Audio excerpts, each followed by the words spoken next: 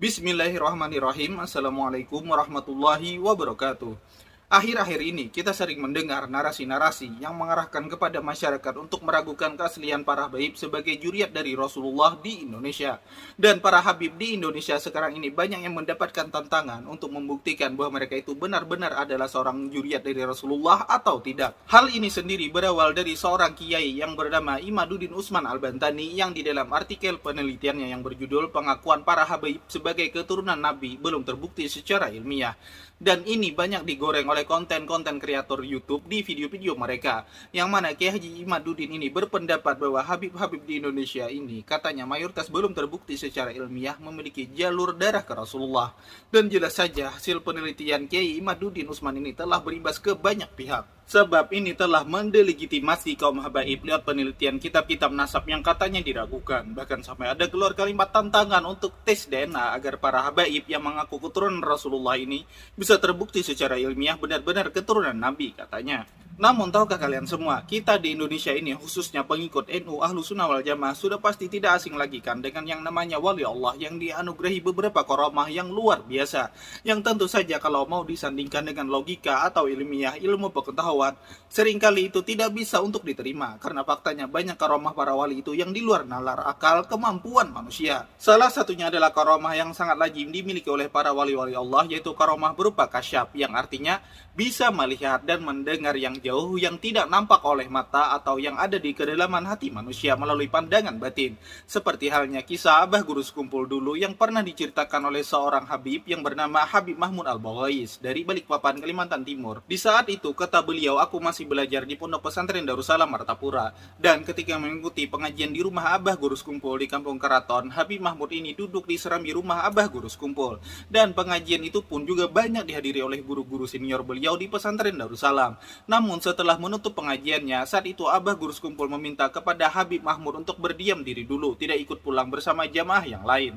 Saat itu Abah Guru Sekumpul berkata, yang duduk di serambi itu pulangnya belakangan aja ya, tunggu dulu, kata Abah Guru Sekumpul. Nah, singkat kata, setelah jamaah yang lain sudah pada habis pulang, Habib Mahmud pun disuruh untuk segera menghadap kepada Abah Guru Sekumpul. Saat itu Habib Mahmud ditanya oleh Abah Guru Sekumpul nama dan tempat asalnya. Maka Habib Mahmud pun menjawab bahwa nama beliau adalah Raden, sebagaimana nama panggilan beliau di kampung Kalimantan Timur pada saat itu.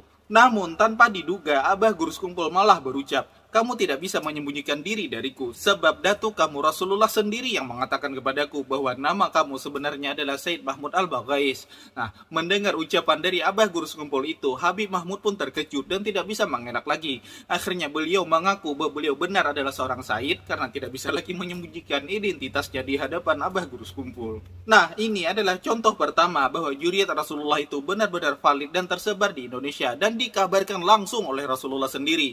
Dan karomah kasyaf seorang wali besar seperti Abah Guru Sekumpul ini kedudukannya jauh lebih tinggi dan valid 100% kebenarannya daripada penelitian kitab-kitab nasab, bahkan tes DNA sekalipun, yang kemungkinan salahnya itu jauh lebih besar karena semua itu hanyalah buatan manusia, sedangkan kasyaf itu langsung semuanya diilhami oleh Allah Subhanahu wa taala melalui pandangan batin para wali-walinya. Begitu juga dengan apa yang pernah dilakukan oleh seorang ulama besar NU di Probolinggo. Beliau ini adalah pendiri pesantren Genggong, Jawa Timur. Beliau ini bernama Kiai Haji Hasan Genggong. Nah, cerita berikut ini sudah sering kali disampaikan oleh para ulama-ulama yang lainnya. Saya rasa nih, ulama-ulama NU seperti misalnya Buya Yahya, Gus Baha, mendiang Bah Maimun Zubair dulu, bahkan sebut saja nih siapa ulama-ulama besar NU sekarang ini, itu pasti sudah tidak asing lagi dengan cerita ini.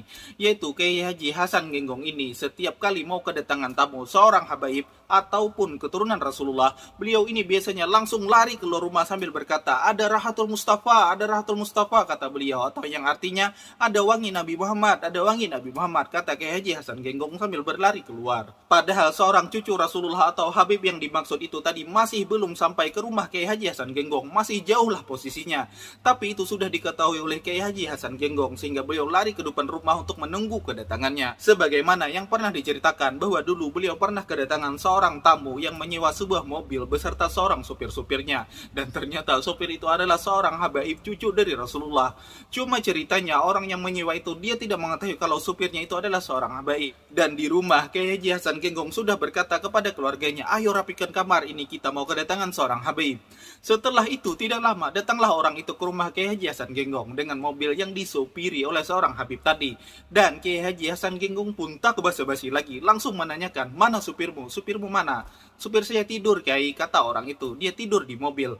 Kalau begitu, bolehkah saya meminta izin untuk mendekati supir tersebut? Kata Kiai Haji Hasan Genggong. Oh silahkan Yai, kata orang itu sambil penasaran apa sebenarnya yang terjadi. Setelah mendapatkan izin, Kiai Haji Hasan Genggong pun langsung mendekati mobil tamu tersebut dan membangunkan Habib yang tertidur di dalamnya. Habib, bangun Bib, ucap Kiai Haji Hasan yang mengejutkan si supir tersebut. Dan ia pun langsung terbangun. Dan yang membuat si supir itu lebih bingung lagi adalah kenapa Kiai Haji Hasan Genggong memanggilnya Habib. Padahal selama ini tidak ada satupun orang yang pernah memanggilnya Habib. Dan dia pun tidak pernah bercerita kalau dia itu seorang Habib. Tapi hari itu terbongkar semua berkat karomah dari Kiai Haji Hasan Genggong yang tahu persis dengan keberadaan cucu-cucu Rasulullah di sekitarnya. Ya meskipun itu disembunyikan tapi tetap tidak bisa menghindar dari Kiai Haji Hasan Genggong berkat karomah yang Allah anugerahkan kepada beliau. Dan apabila Kiai Haji Hasan Genggong ditanya oleh orang lain tentang bagaimana cara beliau mengetahui kalau supir itu adalah seorang Habib, beliau pun selalu menjawab begini, saya tahu karena bau keringatnya itu adalah bau keringat dari kanjeng Nabi Muhammad SAW, ucap Kiai Haji Hasan Genggong. Nah ini juga merupakan bukti kuat yang kedua bahwa kajian-kajian ilmiah dan tantangan tes DNA karena meragukan keberadaan para juriat Rasulullah di Indonesia itu sama sekali tidak ada apa-apanya. Karena ada yang lebih akurat dan terpercaya yaitu kasyafnya seorang wali yang semua itu langsung datangnya dari Allah Subhanahu wa taala. Dan kita orang-orang ahlu sunnah wal jamaah meyakini itu semua 100% atas dasar iman kepada Allah yang tidak ada yang tidak mungkin kalau Allah sudah berkehendak. Seperti halnya Isra Mi'rajnya Rasulullah SAW yang di saat beliau cerita tidak ada satupun orang Quraisy saat itu yang percaya bahwa itu benar-benar terjadi. Tapi Abu Bakar mempercayainya karena beliau memakai iman untuk memungkinkan hal itu semua terjadi. Beda halnya dengan Abu Jahal, Abu Lahab dan lain-lain yang semuanya itu langsung diarahkan cara berpikirnya itu ke logika dan ilmiah. Sehingga Isra Mi'raj yang diceritakan oleh Rasulullah itu tidak akan masuk di akal mereka. Dan pada akhirnya mereka pun mendustakan semua yang diceritakan oleh Rasulullah saat Isra Mi'raj itu terjadi. Jadi kesimpulannya, segala perhitungan ilmiah, logika, kajian-kajian kitab nasab, dan lain-lainnya yang dilakukan oleh manusia dan diproses oleh akal manusia, itu semuanya tidak ada apa-apanya dan tidak selalu bagus dan tepat untuk diterapkan. Karena ada bagian-bagian tertentu yang harus didominasi oleh iman untuk mempercayainya, dan ilmu logika, ilmiah, dan lain-lainnya itu tidak berlaku di sini. Ya, mungkin itu saja yang bisa saya sampaikan tentang polemik yang viral akhir-akhir ini. Dan semoga ini bisa menjadi perspektif baru bagi mereka-mereka yang masih meragukan keaslian para habaib di Indonesia. Akhirul kalam, wassalamualaikum warahmatullahi wabarakatuh.